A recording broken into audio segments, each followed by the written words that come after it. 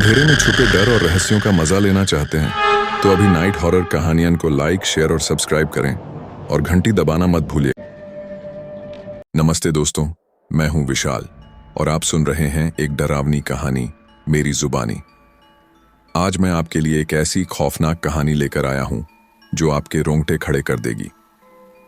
यह कहानी है रमेश यादव की, जो एक बस ड्राइवर है और उसने उत्तर प्रदेश से पंजाब तक का सफर तय किया। लेकिन उस रात जो हुआ वह कोई साधारण घटना नहीं थी। सुनसान रास्ता, रहस्यमयी साएं, एक काली साड़ी वाली औरत और एक रहस्यमयी कार ने उसका सफर भयानक बना दिया। तो चलिए, कहानी शुरू करने से पहले एक छोटी सी गुजारिश, अगर आप मेरे चैनल पर नए हैं तो कृपया सब्सक्राइब करें और इस कहानी को लाइक करें। बिना समय गंवाए चलिए शुरू करते हैं। यह कहानी लगभग 6000 शब्दों की है, जिसे मैंने 5 भागों में बांटा है। भाग 1, सफर की शुरुआत, करीब 1200 शब्द। मेरा नाम रमेश यादव है और मैं लखनऊ, उत्तर प्रदेश का एक बस ड्राइवर हूँ। पिछले 12 सालों से मैं इस काम में हूँ और हर तरह के सफर देखे हैं। बारिश में फिसलती सड़कें, गर्मी की लू में थकान और सर्दी की रातों में कोहरे का कहर। लेकिन जनवरी 2013 की वह रात कुछ और ही थी। सर्दी इतनी कड़ाके की थी कि हड्डियां तक जमा देने वाली। बस स्टैंड पर हल्का कोहरा छाया हुआ था और हवा में एक अजीब सी सिहरन थी। मैंने अपनी डीलक्स बस को लखनऊ से अमृतसर के लिए तैयार किया था। बस में कुल 35 यात्री थे, कुछ परिवार, कुछ व्यापारी, कुछ छात्र। मेरा हेल्पर छोटू भी साथ था, जो हमेशा की तरह मुस्कुराता हुआ टिकट चेक कर रहा था। छोटू मेरा पुराना साथी था, गांव का लड़का, जो बस के सफर में मेरी हर मदद करता। यात्रियों को बैठाना, सामान रखना और रास्ते में चाय पानी का इंतजाम। रात के करीब 9 बजे थे जब बस स्टैंड से चली। यात्रियों ने अपना सामान रख लिया था। कुछ ने खाना खाया, कुछ मोबाइल में गाने सुन रहे थे। एक बुजुर्ग दंपति पीछे की सीट पर बैठे थे। उनकी बेटी उनके साथ थी। सामने की सीट पर एक युवा जोड़ा था, जो हंस हंस कर बातें कर रहा था। मैंने बस की इंजन स्टार्ट की और छोटू ने दरवाजा बंद किया। भैया, सब तैयार है, छोटू ने मुस्कुराकर कहा। मैंने सिर हिलाया और बस को हाईवे की ओर मोड़ दिया। शुरुआत में सब सामान्य लग रहा था। शहर की लाइटें पीछे छूट रही थीं और हाईवे पर कोहरा धीरे धीरे घना होता जा रहा था। बस की हेडलाइट्स कोहरे को चीरती हुई आगे की सड़क दिखा रही थीं, लेकिन दृश्यता कम थी।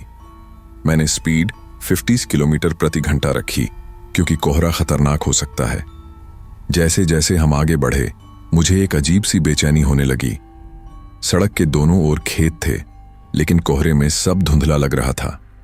कभी कभी दूर से किसी गांव की लाइटें झलकतीं, लेकिन ज्यादातर सन्नाटा था। छोटू पीछे जाकर यात्रियों से बातें कर रहा था। अंकल जी, अमृतसर कब पहुंचेंगे? एक बच्चे ने पूछा। बुजुर्ग ने मुस्कुराकर कहा, बेटा, सुबह तक पहुंच जाएंगे। ड्राइवर साहब अच्छे हैं। लेकिन मेरे मन में कुछ और चल रहा था। मुझे लगा जैसे कोई हमें देख रहा हो।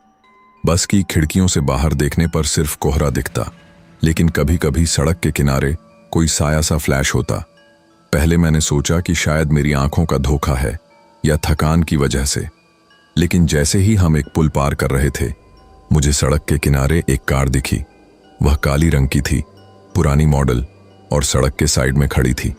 उसकी लाइटें बंद थीं और कोई ड्राइवर नजर नहीं आ रहा था। मैंने बस की स्पीड कम की और हॉर्न बजाया, लेकिन कोई हलचल नहीं। छोटू, देख तो जरा वो कार, मैंने कहा। छोटू ने खिड़की से झांका और बोला, भैया, शायद खराब हो गई होगी, कोई नहीं है वहां। हम आगे बढ़ गए, लेकिन मेरे मन में वह कार अटक गई। रात के 10-30 बजे के आसपास कोहरा और घना हो गया। सड़क पर कोई दूसरी गाड़ी नहीं दिख रही थी। यात्रियों में से कुछ सोने लगे थे। एक महिला अपनी बच्ची को गोद में लेकर लोरी गा रही थी। छोटू ने मुझे चाय का कप दिया। भैया, पी लो, ठंड कम लगेगी।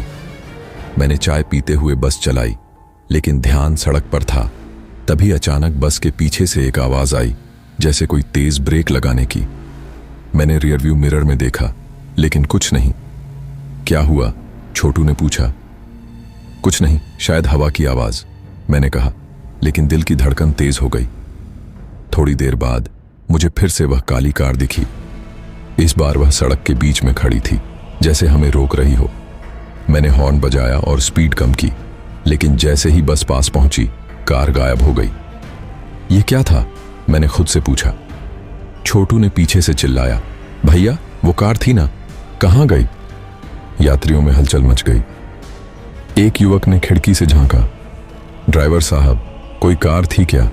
मुझे तो कुछ नहीं दिखा। मैंने कहा, शायद मेरी गलती कोहरा है ना, लेकिन मुझे यकीन था कि मैंने देखा था।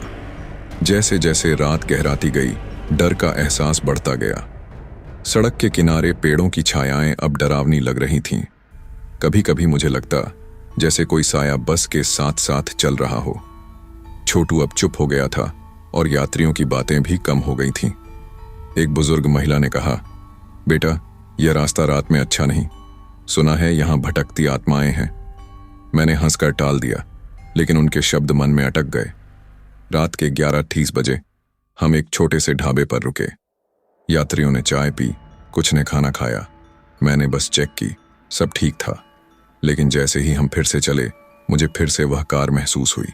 इस बार वह बस के पीछे थी, जैसे पीछा कर रही हो। मैंने मिरर में देखा, लेकिन कोहरे में कुछ साफ नहीं।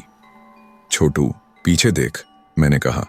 छोटू ने झांका और बोला, भैया, कुछ लाइट्स जैसी दिख रही हैं, लेकिन दूर। हम आगे बढ़े, लेकिन वह कार का साया मन से नहीं गया। भाग 1 का अंत यहां होता है, जहां सफर की शुरुआत में ही रहस्य शुरू हो गया था। शब्द गिनती करीब 1200। भाग 2 रहस्यमयी संकेत करीब 1200 शब्द। रात के 12 बजे के बाद हाईवे पूरी तरह सुनसान हो गया। कोहरा इतना घना था कि बस की हेडलाइट्स सिर्फ 10-15 मीटर आगे तक रोशनी दे पा रही थी। मैंने स्पीड और कम कर दी, क्योंकि कोई रिस्क नहीं लेना चाहता था। यात्रियों में से ज्यादातर सो चुके थे, लेकिन कुछ जाग रहे थे। एक छात्र किताब पढ़ रहा था, एक व्यापारी फोन पर बात कर रहा था। छोटू मेरे बगल में बैठा था और हम दोनों चुप थे। अचानक बस के पास से एक तेज आवाज आई, जैसे किसी ने पत्थर फेंका हो। मैंने ब्रेक लगाया और बाहर देखा, लेकिन सड़क खाली थी। क्या था वो? छोटू ने डरते हुए पूछा। शायद कोई जानवर, मैंने कहा, लेकिन मन में शक था। हम आगे बढ़े, लेकिन थोड़ी देर बाद फिर वही आवाज। इस बार यात्रियों में से कुछ जाग गए। एक महिला ने पूछा, ड्राइवर साहब, क्या हुआ? मैंने कहा, कुछ नहीं मैडम, सड़क पर पत्थर था शायद। लेकिन अब डर का बीज बो दिया गया था। सड़क के किनारे अब हर छाया संदिग्ध लग रही थी। तभी मुझे सड़क के बीच में एक साया दिखा, एक औरत का, काली साड़ी में। उसके बाल खुले थे और वह स्थिर खड़ी थी। मैंने हेडलाइट्स की रोशनी उस पर डाली, लेकिन वह हिली नहीं। छोटू देख, मैंने कहा। छोटू ने झांका और उसका चेहरा सफेद पड़ गया। भैया, ये औरत, ये इंसान नहीं लग रही। यात्रियों में खलबली मच गई। मैंने हॉर्न बजाया और स्पीड बढ़ाई, लेकिन वह औरत बस के साथ साथ चलने लगी, जैसे कोई भूत। अचानक वह गायब हो गई। बस में सन्नाटा छा गया। एक युवक ने कहा, ड्राइवर साहब, ये क्या था? कोई औरत थी? मैंने कहा, कोहरा है, आंखों का धोखा होगा। लेकिन मुझे खुद पर यकीन नहीं था। थोड़ी देर बाद मुझे फिर से वह काली कार दिखी। इस बार वह बस के बगल में आ गई, जैसे ओवरटेक करने की कोशिश कर रही हो। लेकिन उसकी लाइटें बंद थीं और ड्राइवर नजर नहीं आ रहा था। मैंने स्पीड कम की, लेकिन कार अचानक तेज होकर आगे निकल गई और कोहरे में गायब हो गई। यह कार कहां से आई? छोटू ने पूछा।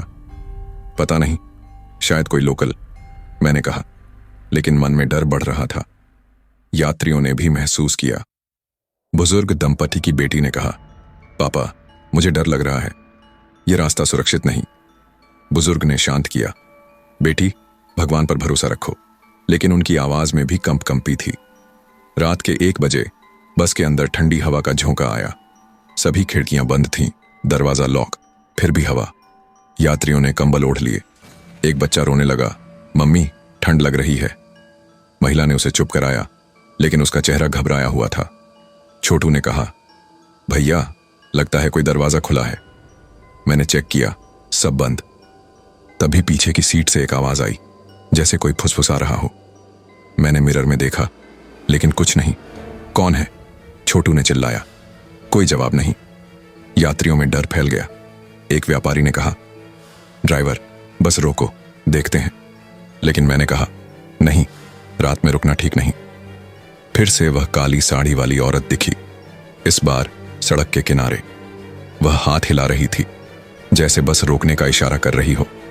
मैंने ब्रेक लगाया, लेकिन जैसे ही बस रुकी वह गायब। और उसी वक्त वह कार फिर से दिखी, बस के पीछे। उसकी हेडलाइट्स अब जल रही थीं, लेकिन रेड कलर की, जैसे खून की। मैंने बस स्टार्ट की और तेज भगाई। कार पीछे लग गई, जैसे पीछा कर रही हो। छोटू ने कहा, भैया ये कार हमें फॉलो कर रही है। यात्रियों की चीखें गूंजी। मैंने स्पीड 70 तक बढ़ाई, लेकिन कार नहीं छूटी। अचानक वह कार ओवरटेक करके आगे गई और सड़क के बीच में रुक गई। मैंने इमरजेंसी ब्रेक लग, बस फिसली लेकिन रुक गई। कार वहां नहीं थी। बस में पैनिक हो गया। भाग 2 का अंत यहां, जहां संकेत और डर बढ़ते गए। शब्द गिनती करीब 1200। भाग 3 भय का फैलाव करीब 1200 शब्द। रात के 2 बजे कोहरा चरम पर था। सड़क पर कोई दूसरी गाड़ी नहीं, सिर्फ हमारी बस और वह अदृश्य डर। यात्रियों के चेहरे सफेद पड़ चुके थे। छोटू मेरे बगल में कांप रहा था। भैया ये सब क्या है? वह औरत, वह कार, वह बोला। मैंने कहा, शांत रह छोटू, बस अमृतसर पहुंच जाएं। लेकिन मेरे शब्द खोखले थे। तभी बस के अंदर से रोने की आवाज आई। पहले लगा कोई यात्री, लेकिन आवाज अजीब थी, कर्कश, जैसे कोई दर्द में हो। मैंने पीछे देखा, एक महिला रो रही थी। मैडम क्या हुआ? छोटू ने पूछा। वह बोली, मुझे लगा किसी ने मेरे कंधे पर हाथ रखा। सब चौंक गए। एक युवक ने कहा, मुझे भी लगा कोई खिड़की से झांक रहा है। अचानक बस का इंजन हिचकिचाया। मैंने गियर बदला, लेकिन वह बंद हो गया। चारों ओर अंधेरा, कोहरा, सन्नाटा। मैंने स्टार्ट करने की कोशिश की, लेकिन फेल। छोटू ने कहा, भैया चेक करो। मैं बाहर उतरा, इंजन देखा, सब ठीक। लेकिन जैसे ही मैं वापस आया, मुझे सड़क पर वह काली साड़ी वाली औरत दिखी। वह बस के सामने खड़ी थी। उसकी आंखें लाल, चेहरा धुंधला। यात्रियों ने चीखा। मैंने इंजन स्टार्ट किया, इस बार चला। लेकिन जैसे ही बस चली, वह औरत बस के साथ साथ दौड़ने लगी। छोटू ने कहा, भैया यह भूत है। मैंने स्पीड बढ़ाई। वह गायब हो गई। फिर वह कार आई, इस बार बस के बगल में। उसमें से कोई आवाज आई, जैसे कोई हंस रहा हो। मैंने मिरर में देखा, कार में कोई साया था। यात्रियों ने डर से हाथ जोड़ लिए। एक बुजुर्ग ने मंत्र पढ़ना शुरू किया। बस में माहौल डरावना हो गया। छोटू ने कहा, भैया शायद कोई श्राप है इस रास्ते पर। मैंने याद किया, सुना था इस हाईवे पर एक हादसे में एक औरत और उसकी कार का ड्राइवर मर गए थे। शायद वही। डर बढ़ता गया।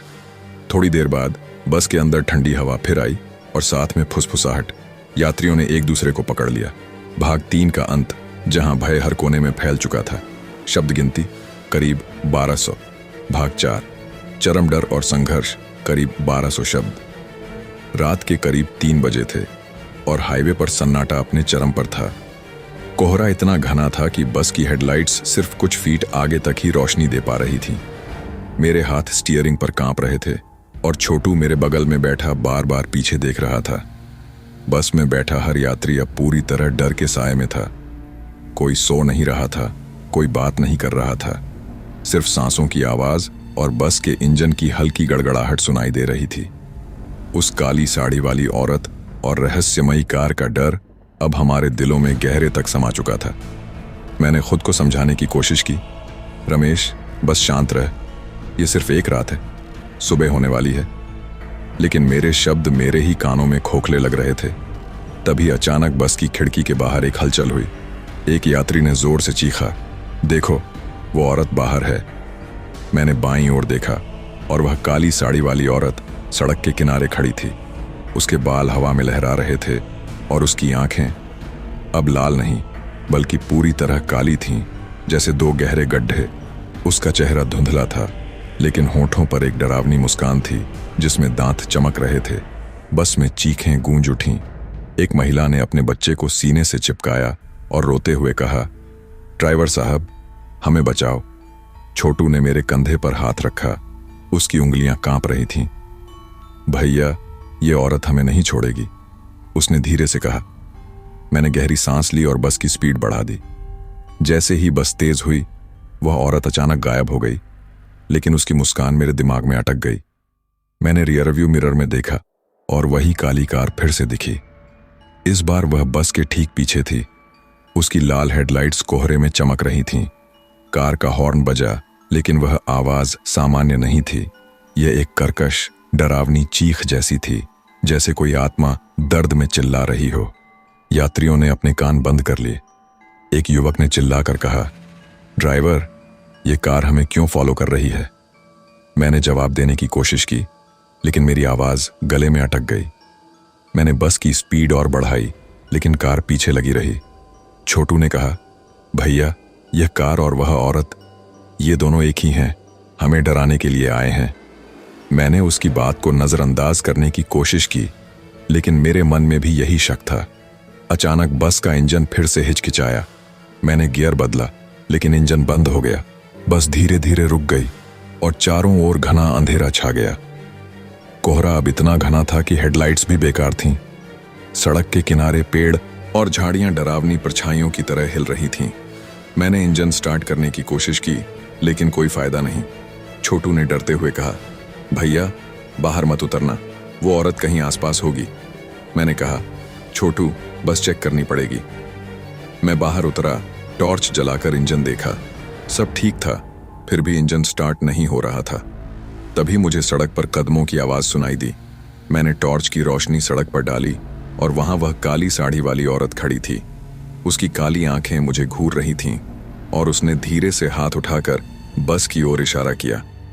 मेरे हाथ से टॉर्च गिर गई और मैं जल्दी से बस में वापस आया। भैया, क्या देखा? छोटू ने पूछा। उसका चेहरा पसीने से भीगा था। मैंने कहा, वो औरत, वो बाहर खड़ी है। यात्रियों में दहशत फैल गई। एक बुजुर्ग ने मंत्र पढ़ना शुरू किया और उसकी बेटी ने रोते हुए कहा, पापा, हमें यहां से निकालो। मैंने फिर से इंजन स्टार्ट करने की कोशिश की और इस बार वह चालू हो गया। मैंने बस को तेजी से भगाया, लेकिन तभी वह काली कार फिर से सामने आई। वह सड़क के बीच में रुकी थी, जैसे हमें रोकना चाहती हो। मैंने इमरजेंसी ब्रेक लगाया और बस फिसलते हुए रुक गई। कार वहां नहीं थी, लेकिन उसकी लाल लाइट्स की चमक कोहरे में बाकी थी। यात्रियों ने चीखना शुरू कर दिया। एक महिला ने कहा, ड्राइवर साहब, यह रास्ता शापित है, हमें वापस जाना चाहिए। लेकिन वापस जाने का मतलब था फिर से उसी डरावने हाईवे से गुजरना।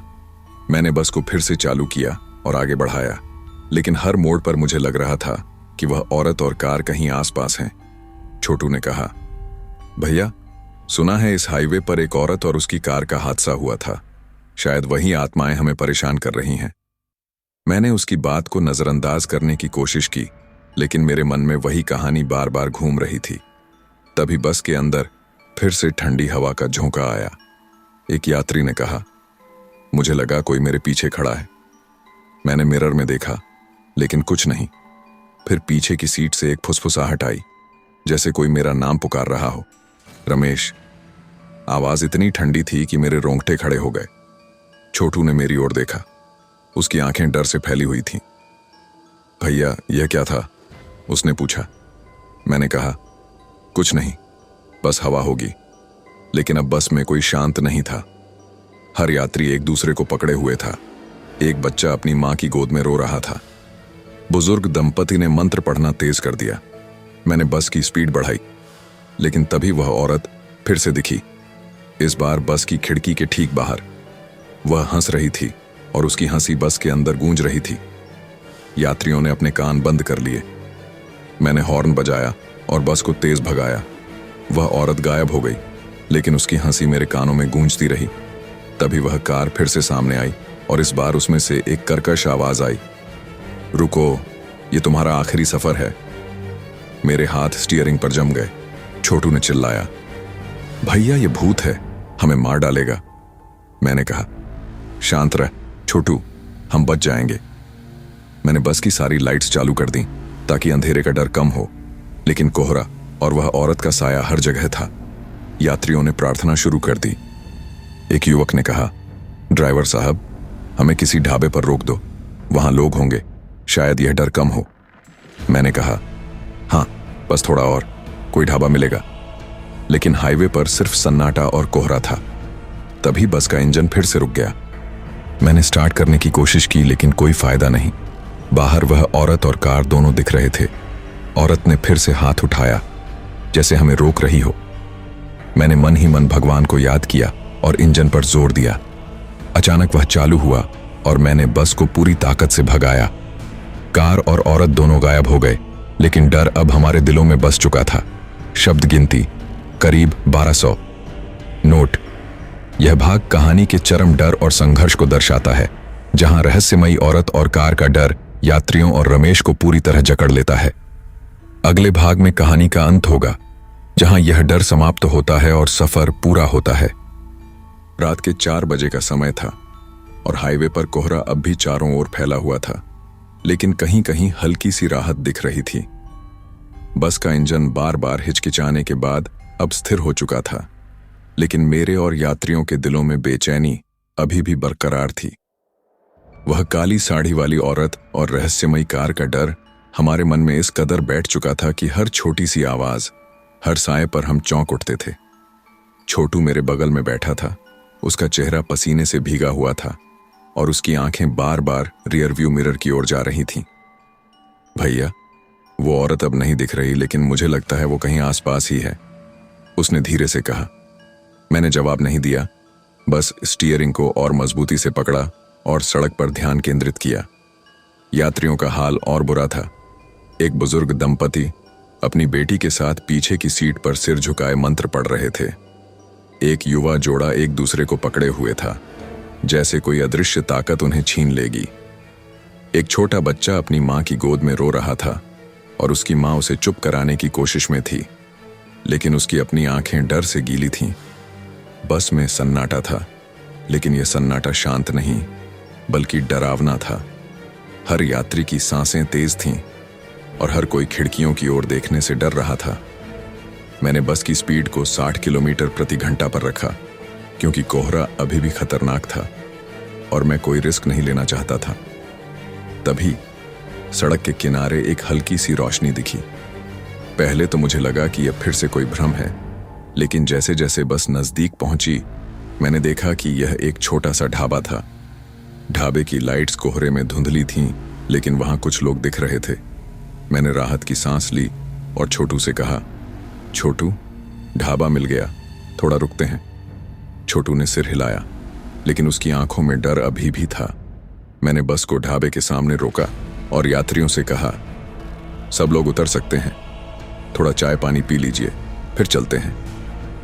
यात्रियों ने धीरे धीरे बस से उतरना शुरू किया, लेकिन उनके चेहरों पर डर साफ दिख रहा था। कुछ लोग बस में ही बैठे रहे, शायद बाहर निकलने की हिम्मत नहीं थी। ढाबे पर 4-5 लोग थे, 2 ट्रक ड्राइवर, एक ढाबे का मालिक और 2 वेटर। ढाबे की गर्माहट और वहां जल रही अंगीठी ने थोड़ा सुकून दिया। मैं और छोटू भी बाहर उतरे।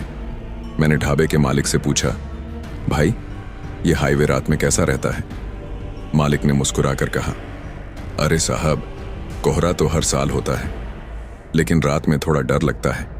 लोग कहते हैं इस रास्ते पर कुछ अजीब चीजें दिखती हैं। उसकी बात सुनकर मेरा दिल फिर से धक धक करने लगा। छोटू ने धीरे से कहा, भैया, उस औरत और कार की बात बताएं। मैंने उसे चुप रहने का इशारा किया। मैं नहीं चाहता था कि और लोग घबराएं। यात्रियों ने चाय पी और कुछ ने पराठे खाए। एक बुजुर्ग यात्री ने मेरे पास आकर कहा, बेटा, तुमने बहुत हिम्मत दिखाई, लेकिन वह औरत, वो कोई इंसान नहीं थी। मैंने पहले भी इस हाईवे की कहानियां सुनी हैं। मैंने हल्के से मुस्कुराकर कहा, अंकल, अब सब ठीक है, हम जल्दी अमृतसर पहुंच जाएंगे। लेकिन मेरे मन में अभी भी वह काली साड़ी वाली औरत की तस्वीर थी। उसकी काली आंखें, डरावनी मुस्कान और वह काली कार की लाल लाइट्स। ढाबे पर करीब 20 मिनट रुकने के बाद मैंने सभी यात्रियों को बस में वापस बुलाया। चलो, अब चलते हैं, सुबह होने वाली है, मैंने कहा। यात्रियों ने धीरे धीरे अपनी सीटें संभालीं, लेकिन उनके चेहरों पर अभी भी डर था। जैसे ही बस फिर से चली, कोहरा अब थोड़ा कम लग रहा था। सड़क पर हल्की सी चहल पहल दिखने लगी थी। दूर से 1-2 ट्रक की लाइट्स दिखीं। मैंने राहत महसूस की, लेकिन मन में अभी भी डर था कि कहीं वह औरत या कार फिर से न दिख जाए। छोटू ने कहा, भैया, लगता है अब वो नहीं आएगी। ढाबे की रोशनी ने उसे भगा दिया। मैंने हंसने की कोशिश की, लेकिन मेरी हंसी अधूरी थी। बस आगे बढ़ रही थी और सुबह की पहली किरणें कोहरे को चीरते हुए दिखने लगी थीं। यात्रियों में भी धीरे धीरे राहत का भाव आने लगा। एक युवक ने कहा, ड्राइवर साहब, आपने हमें बचा लिया। मैंने सिर्फ सिर हिलाया, क्योंकि मुझे पता था कि यह सफर अभी खत्म नहीं हुआ था। लेकिन जैसे ही हम एक मोड़ पर पहुंचे, मुझे फिर से वह काली कार दिखी। इस बार वह सड़क के किनारे खड़ी थी और उसकी लाइट्स बंद थीं। मेरे दिल की धड़कन फिर से तेज हो गई। मैंने छोटू से कहा, देख, वो कार फिर से। छोटू ने झांका और बोला, भैया रुको मत, बस भगाओ। मैंने बस की स्पीड बढ़ा दी और कार धीरे धीरे कोहरे में गायब हो गई। लेकिन तभी बस के अंदर फिर से ठंडी हवा का झोंका आया। एक यात्री ने चीखा, वो औरत, वो पीछे की सीट पर पीछे की सीट पर है। मैंने रियरव्यू मिरर में देखा, लेकिन वहां कोई नहीं था। फिर भी यात्रियों में दहशत फैल गई।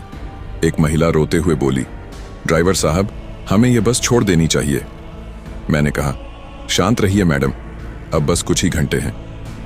सुबह के 5 बजे कोहरा अब काफी हद तक छंट चुका था। सड़क पर और गाड़ियां दिखने लगी थीं और दूर से एक शहर की लाइट्स नजर आ रही थीं। मैंने राहत की सांस ली। छोटू ने कहा, भैया लगता है हम बच गए। मैंने सिर हिलाया, लेकिन मन में अभी भी वह डर था। जैसे ही हम अमृतसर की सीमा में दाखिल हुए, सूरज की पहली किरणें पूरी तरह दिखने लगीं। बस में बैठे यात्रियों ने भी राहत महसूस की। एक बुजुर्ग ने कहा, बेटा, भगवान ने हमें बचा लिया। मैंने बस को एक बस स्टैंड पर रोका और सभी यात्री उतर गए। उनके चेहरों पर थकान थी, लेकिन डर अब कम हो चुका था। मैं और छोटू भी उतरे। मैंने बस चेक की, सब ठीक था, लेकिन उस रात का डर मेरे मन में हमेशा के लिए बैठ गया। मैंने छोटू से कहा, छोटू, यह रात भूलने वाली नहीं। उसने सिर हिलाया और बोला, भैया, मैं अब रात में इस हाईवे पर नहीं आऊंगा। यात्रियों ने हमें धन्यवाद दिया और अपने अपने रास्ते चले गए। लेकिन आज भी जब मैं उस हाईवे से गुजरता हूं, मुझे लगता है कि कोई साया मेरी बस के पीछे चल रहा है। वह काली साड़ी वाली औरत और उसकी कार की कहानी मेरे मन में एक रहस्य बनकर रह गई। दोस्तों, हम आपके लिए बड़ी मेहनत से डरावनी और रहस्यमयी कहानियां लेकर आते हैं। इसलिए आपसे एक छोटी सी गुजारिश है, कृपया हमारे चैनल नाइट हॉरर कहानियन को सब्सक्राइब जरूर करें। आपका साथ ही हमें और मेहनत करने और भी खौफनाक कहानियां लाने की ताकत देता है।